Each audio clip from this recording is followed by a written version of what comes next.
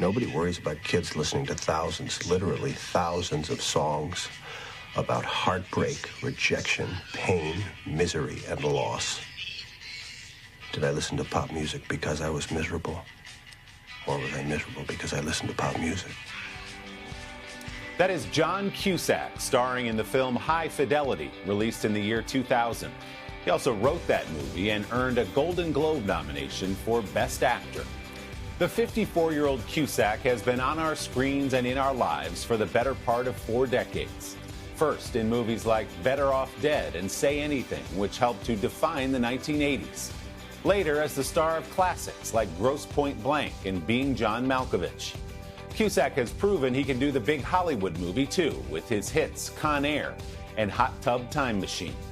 Despite that familiarity though, Cusack somehow feels like an elusive star, staying out of the celebrity spotlight over the years. John and I got together over Zoom from his home in Chicago for a Sunday sit-down, talk about his new series Utopia and much more. What you been up to for the last 6 months? You like the rest of us kind of hunkered down at home? Well, finally baseball games came back and both Chicago teams are doing great. Yeah, I've been sort of hunkered down and reading and writing a bit and catching up on a lot of old movies. John Cusack has been a Cubs fan and a movie star since he was a kid. I guess I just thought I couldn't live without her or something. Beginning with those famous teenage roles of the 1980s, Cusack has made a career of playing the lovable outsider. Oh, yeah? I'm so interested, John, because you are so selective and have been over the course of your career about the characters you play and the roles you take. If I appeared to be selective before, it's probably because I couldn't get my own things financed or didn't get good offers. I gave you a charitable assessment then, right? You were giving me too much credit, but I appreciate it. His latest project, Utopia, is a rare venture away from film into episodic TV. The show is adapted from a British series by Gillian Flynn, the award-winning writer of Gone Girl and Sharp Objects. This was one of those things where you get a call and saying, Gillian Flynn is going to redo this great British show. She wants you to be in it. We want to send you the 8 episodes. And you're saying, what a lovely phone call to get Monday morning. What did you do today to earn your place in this crowded world?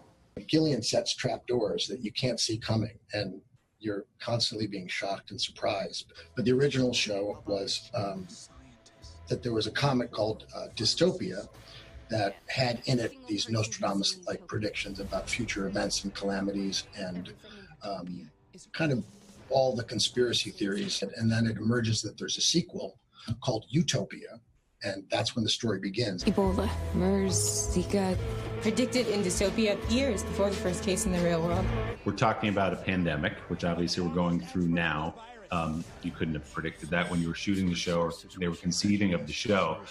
But do you see all the resonant themes throughout the show? I guess surreal would be the only word you could use to describe the fact that what happens in the show, you know, you look out your window and look at the television and read the papers, and it seems a little bit too eerily similar.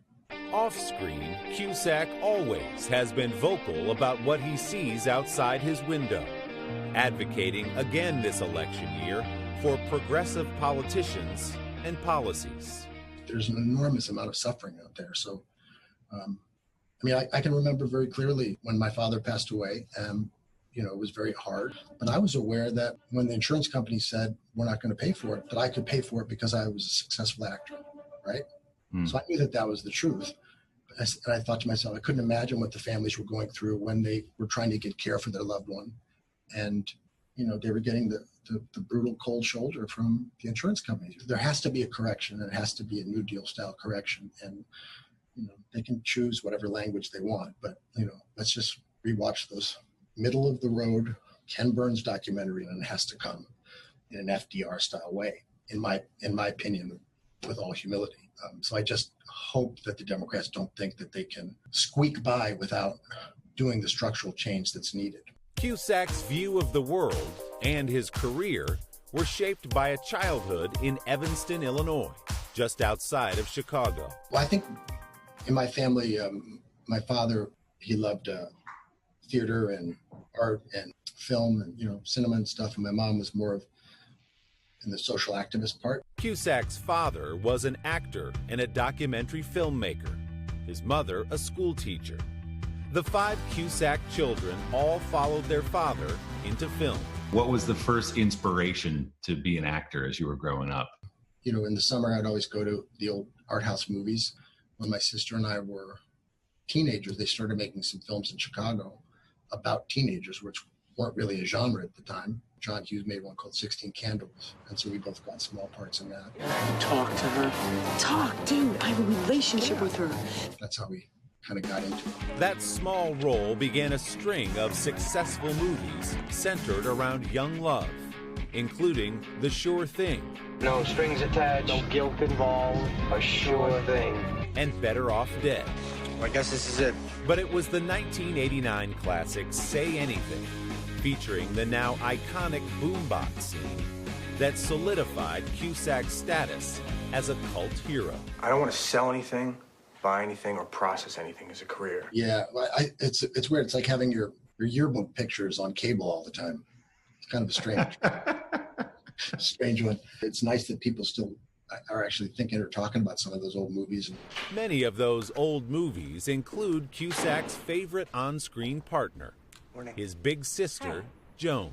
Is it a cool thing to work with your sister, to be on a movie set and look at her and say, wow, that's the girl I grew up with in our house. We're making movies together. When I'm producing a movie, I know I can get her cheap.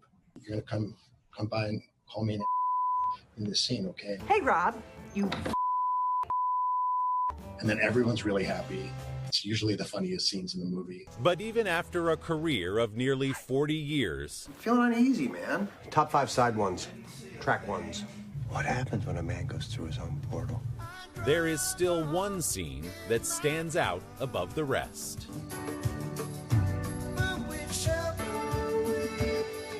Does it ever get old hearing about the boombox? People coming up to you on the street? Yeah, but they come up about other things too, and then I figure, that's a kind of a champagne problem if you really look at the words, right? So I think if that's as tough as it's gonna get for me, I'm a pretty lucky guy. In your eyes, the light, the heat, I am complete. That is such a great movie. Utopia is streaming on Amazon Prime right now, and as of this morning, his Cubs are in first place. Don't forget to subscribe to the Sunday Sit Down podcast to hear the full-length interview with John Cusack. There's a lot in there. You can find it on Apple Podcasts or wherever you get yours.